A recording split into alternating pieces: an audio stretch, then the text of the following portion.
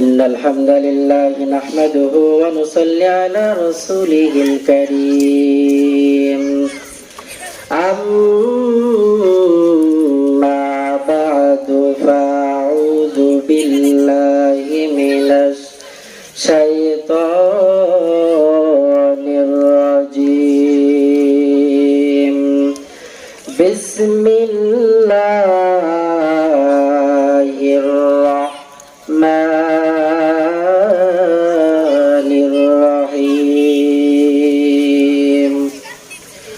ومن أحسن قولا ممن دعا إلى الله وعمل صالحا وقال إنني من المسلمين وقال النبي صلى الله عليه وسلم طلب العلم فريضة على كل مسلم أو كما قال النبي عليه الصلاة والسلام কোরআনের পথে অবিচল থেকে আমার মরণ যেন হয় কোরআনের পথে অবিচল থেকে আমার মরণ যেন হয় তোমারই কাছে মিনতি আমার মহামহিম দয়াময় কোরআনের পথে অবিচল থেকে আমার মরণ যেন হয়। আলহামদুলিল্লাহ, বগুড়া জেলার প্রাণ কেন্দ্র শেরপুর থানার 10 মাইল একাডেমি আল কোরআন মাদ্রাসা কর্তৃক আয়োজিত বিশাল এ তাফসিরুল কোরআন মাহফিলের আজ 22 ফেব্রুয়ারি 2025। আজকের এই মাহফিলের চেয়ারকে আলোকিত করবেন প্রধান মেহমান হিসেবে হাজারো আলেমের ওস্তাদ মাথার সেরতাজ আলহাজ হযরত মাওলানা কাজী ফজলুল করিম রাজু সাহেব দামাত বারাকাতুহুম। আল্লাহ তাআলা হুজুরকে নিরবদা আমাদের মাহফিল পর্যন্ত কবুল করেন, সকলেই বলে আমিন। আমি কোরআন কারীমের আয়াতের মধ্য থেকে একটি আয়াত কারীমা তেলাওয়াত করেছি। আয়াত ও হাদিসকে সামনে রেখেই কিছু কথা বলা হবে ইনশাআল্লাহ। যে আয়াত কারীমা তেলাওয়াত করেছি, আয়াতের ভিতরে আল্লাহ তাআলা বলেন وَمَنْ أَحْسَنُ قَوْلًا مِّمَّنْ دَعَا إِلَى اللَّهِ وَعَمِلَ صَالِحًا وَقَالَ إِنَّنِي مِنَ الْمُسْلِمِينَ।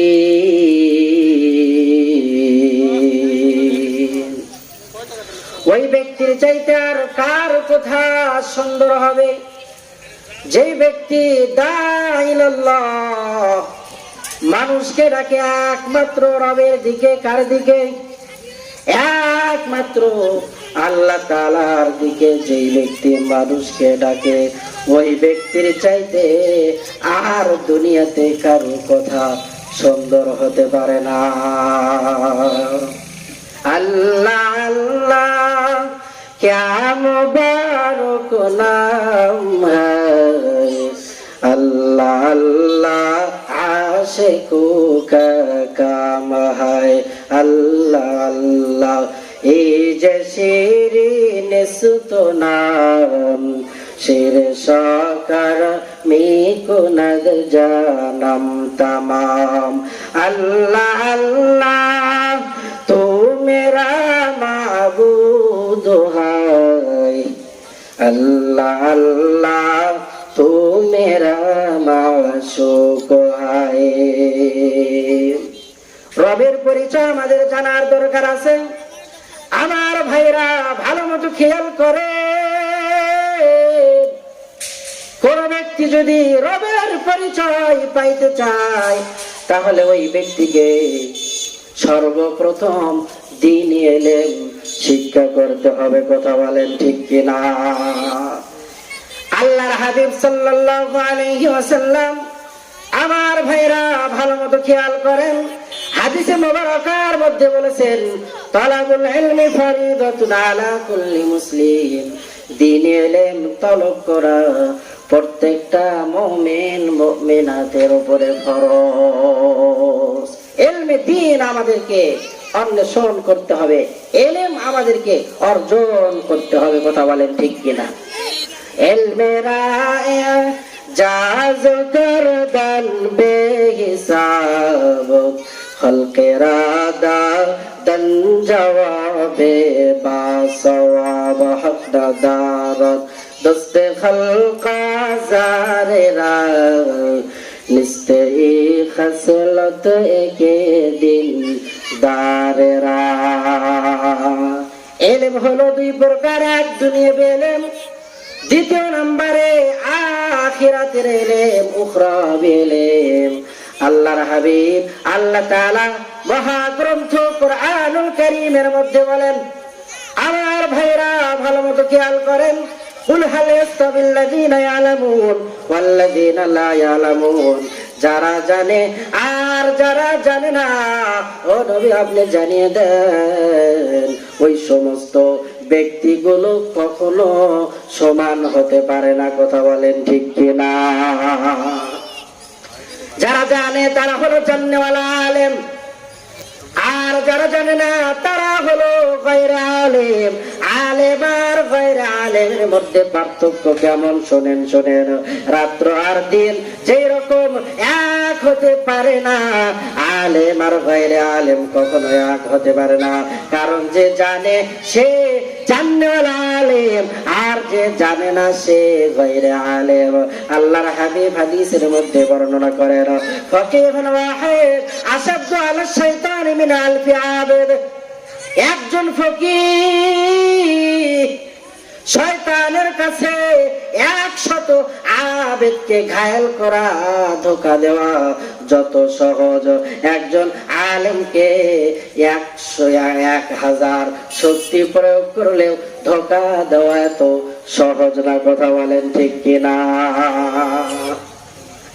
এজন্যই তো বলেছে, ইন্নামা ইয়াখশাল্লাহ মিন ইবাদিহিল উলামা, আল্লাহ তাআলাকে সবচাইতে বেশি ভালোবাসে একজন আলেম। আলেমের চাইতে আল্লাহ তাআলাকে ভয় কেউ বেশি করে না। ওই দিল্লি শহরের একটা ঘটনা ভালো মতো শুনেন আমার ভাইরা। একজন তালিবুল ইলম মসজিদের মিনারে বসিয়া বসিয়া কিতাব মোতালা করেন। দিল্লি শহরের মধ্যে মারামারি লেগে গেল। একজন দিনদার পরহেজগার মুসলিমা মহিলা দৌড় মারছে মসজিদের ভিতরে। যাওয়ার পরে দেখে একজন কোরআন ও হাদিসের বই খুলে তাকরার করতেছে, কোরআন খুলে কিতাব খুলে মোতালা করতেছে। রাতের অন্ধকার, কোন বাড়ির দরওয়াজা খোলা নাই।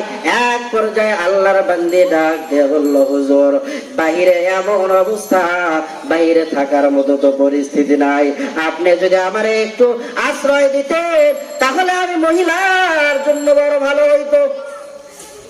খোঁজ খবর নিয়ে দেখে গেল ওই দিল্লি শহরের মধ্যে টপ সুন্দরী নারীদের মধ্যে একজন হলো ওই নারী। আল্লাহর বান্দা এবার কোরআনুল কারীম হাদিসের কিতাব মোতালা করে। রাত্র যখন অন্ধকার হয়ে যায়, আমার ভাইরা ভালো মতো খেয়াল করেন, আলেম ওলামারা ছাড়া আল্লাহ তাআলাকে বেশি ভালো কেউ বাসে না। রাত্র যখন অন্ধকার হয়ে যায়, নফস তো তিনটা, এক নফস ধোঁকা দেয়, ও তালিবুল ইলম এমন সুন্দর মহিলা তুমি জিন্দেগিতে আর পাবে না রে। সঙ্গে সঙ্গে যখনই অন্তরের ভেতরে শয়তান ওয়াসওয়াসা দেয়, ও চেরাগের মধ্যে, বাতির মধ্যে যে আলো দ্বারা সে কিতাব মোতালা করতেছিল, তার হাতটা একবার ওই আগুনের মধ্যে বারবার বারবার দেয়। বসে নামাজ আদায় করবে। এবার ওই তালেবুল ইলম বাইরে খোঁজ খবর নিয়ে দেখে বাহিরে আর কোনো মারামারি হট্টগোল নাই। ও বোন, আপনি এখান থেকে এখন বের হতে পারে, কারণ বাহিরে আর কোনো হট্টগোল নাই। ও তালিবুল ইলম, আপনার থেকে আমি শুনতে চাই, আপনি মাঝে মাঝে আপনার হাত ওই আগুনের ভেতরে চেরাগের মধ্যে কি জন্য দিতেন? এবার ডাকতে বলে, বোন আমার, তাহলে শোনো শোনো, আমার অন্তরের ভিতরে যখন শয়তান ওয়াসওয়াসা দিত রে, এত এমন সুন্দরী মহিলা তুমি আর জিন্দেগিতে পাবে না। আমি ওই সময় আমার অন্তরকে, আমার লোকটারে, আমার হাতে আঙ্গুলিগুলোকে ওই আগুনের মধ্যে দিতাম। কিছুক্ষণ পর ওই দুনিয়ার আগুনের তাপ সহ্য করতে না পেরে আমার আঙ্গুলটা আমি বাহির করতাম। আমি আমার অন্তরকে বারবার বুঝাইতাম, রে তোমার অন্তরের ভেতরে ওয়াসওয়াসা আনা যাবে না।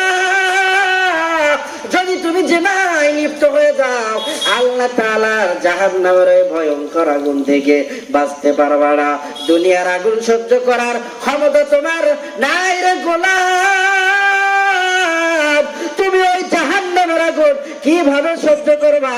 ও বোন আমার, আমি আল্লাহ তাআলার ভয়ে, আমি জাহান্নামের আগুনের ভয়ে আমার লোকটা বারবার, আমার হাতের আঙ্গুলটা বারবার ওই আগুনের মধ্যে দিতাম, কারণ আমি জানি ওই জাহান্নামের আগুন সহ্য করার ক্ষমতা আমাদের নাই। আমার ভাইরা, জাহান্নামের আগুন বড় ভয়াবহ একটা আগুন। দুনিয়ার আগুন হাতে লাগলে হাত পড়ে যায়, কিন্তু জাহান্নামের আগুন এমন ভয়ঙ্কর আগুন রে ভাই। ও ভাই, ভালো মতো খেয়াল করেন, জাহান্নামের আগুন যদি শরীরের কোন একটা অংশে লেগে যায়, তাহলে এক অংশে লাগার সঙ্গে সঙ্গে জাহান্নামীদের কলিজা পর্যন্ত পুড়ে আংরা হয়ে যাবে।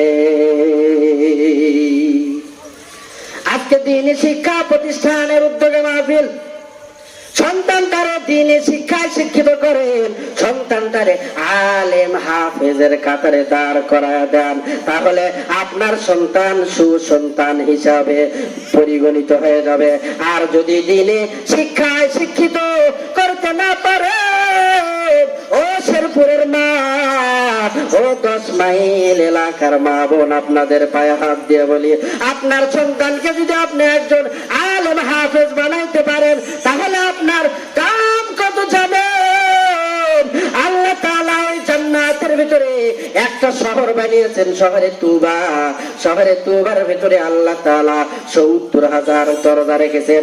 এই 70,000 দরজার প্রত্যেকটা দরজাতে আল্লাহ তাআলা 70,000 ফেরেশতা নিযুক্ত করেছেন। প্রত্যেকটা ফেরেশতার হাতে এক একটি করে নূরের মালা, আর এই নূরের মালার ভিতরে জান্নাতের ফুল দ্বারা গাঁথানো। 70,000 ফেরেশতা গুলো হাফেজ সাহেবকে, আলেমকে কাবা অর্ডার দিবার বলবে, সুস্বাগতম, আপনার কলিজায়, আপনার গলায় এই মালা পরিধান করানো হবে। 70,000 দরজা পেরিয়ে যখন ওই শেষ দরজার কিনারায় গিয়ে দাঁড়াবে, এবার আল্লাহ রাব্বুল আলামিন 490 কোটি ফেরেশতার হাতে এক একটা করে নূরের মালা, যে মালাগুলো জান্নাতের ফুল দ্বারা নির্মাণ করা, গলায় পরায় দিবে। হাফেজ সাহেবদের বাবাকে ওই সম্মান দেওয়া হবে। আসমানের ভিতরে আল্লাহ তাআলা যত ফেরেশতা রেখেছে, কত ফেরেশতা আল্লাহ তাআলা বানিয়েছেন এর কোনো হিসাব নাই, কারণ 7 আসমানের উপরে বাইতুল মামুর। দুনিয়াতে আমার কাবা হলো মক্কায়, আর ফেরেশতাদের কাবা হলো ওই বাইতুল মামুরে। যেই ফেরেশতা একবার তওয়াফ করার সুযোগ পায়, কিয়ামত পর্যন্ত আর তওয়াফ করার সুযোগ পাবে না। আল্লাহ রাব্বুল আলামিন এত ফেরেশতা বানিয়েছে, ওই সমস্ত ফেরেশতা গুলো হাফেজ সাহেবের মায়ের পেটটাকে সুস্বাগতম জানাবে, আর স্যালুট দিবে, আর বলবে, ও মা, আপনার সন্তান তো জগৎ বিখ্যাত শ্রেষ্ঠ সন্তান, আপনার সন্তান তো হাফেজ কোরআন, আপনার সন্তান তো আলেম, আপনি মার পেট তো বড় দামি। শুধু আমরা ফেরেশতারা আপনি মার, ও মা, আমরা শুধু ফেরেশতারা সালাম জানাই না, ও মা আপনার পেটটারে স্বয়ং আমাদের রব আল্লাহ রব্বুল আলামিন সালাম জানায়। সুবহানাল্লাহ বলে। এজন্য আসুন আমার আপনার সন্তানকে একজন হাফেজ আলেম বানাই, তাহলে ওই নূরের মুকুটটা আমার আপনার মাথায় উঠবে। এজন্য আসুন হাফেজ আলেমকে, হাফেজ আলেমের মা হই, না হইলে হাফেজ আলেমদের সাহায্যকারী হই, সহযোগিতাকারী হই। আপনাদের এলাকায় এত সুন্দর দিন শিক্ষা প্রতিষ্ঠান অবশ্যই আপনাদের নেক নজর যাতে করে মাদ্রাসার প্রতি থাকে। আল্লাহ তাআলা আমাদের সবাইকে দিন শিক্ষা প্রতিষ্ঠানের প্রতি নেক নজর ও সার্বিক সাহায্য সহযোগিতার মাধ্যম দিয়ে মাদ্রাসা কায়েম ও দায়েম রাখার তৌফিক দান করেন। ওয়া মা তৌফিকি ইল্লা বিল্লাহ। আসসালামু আলাইকুম ওয়া রাহমাতুল্লাহি ওয়া বারাকাতুহু।